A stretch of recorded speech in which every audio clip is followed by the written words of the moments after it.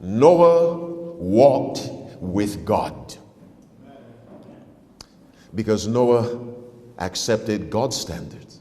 That's the only way to walk with God. Noah agreed with God, not God with Noah. There are too many Christians trying to get God to agree with them. Are you listening to me?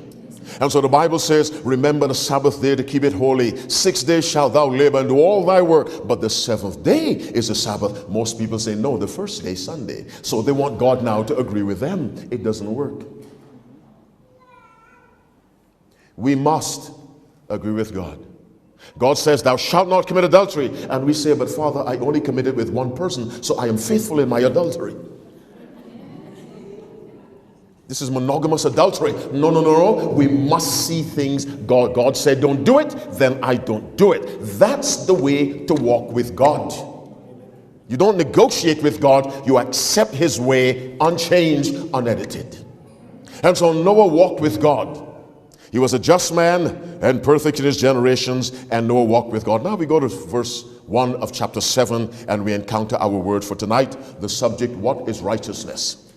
And the Lord said unto Noah, come thou and all thy house into the ark, for thee have I seen righteous. Now what do you understand by thee have I seen? Is God referring to physical, optical eyesight? This suggests an examination. Are you listening to me? Listen to Genesis 1 verse 3. And God said, let there be light, and there was light. And God saw the light that it was good. This is evaluation. Are you following me? This is assessment. Is this the light I had in mind when I said, let there be light? The answer was yes. That's why God saw it was good. If something does not correspond to what God has in mind, God cannot say it's good. So if my life is not what God has in mind for me, he cannot say that's good. And so God said, thee have I seen righteous before me. I don't care what your neighbors say or your unsaved family members. I have judged you to be righteous. There are many people who accept the truth and their family members put them through a living hell. But God sees you as righteous in your tribulation, in your trouble, as you lose your job, as you're determined to keep the Sabbath, as you maintain your moral dignity, and so you pass by all kinds of marriage offers from unbelievers. God says that's a righteous person. The world says you're stupid, you're 27, still single, the man has a car, 2 cars, and you turn him down, and God says that's a righteous person. The world says that's a stupid woman. And so God said, thee have I seen righteous before me.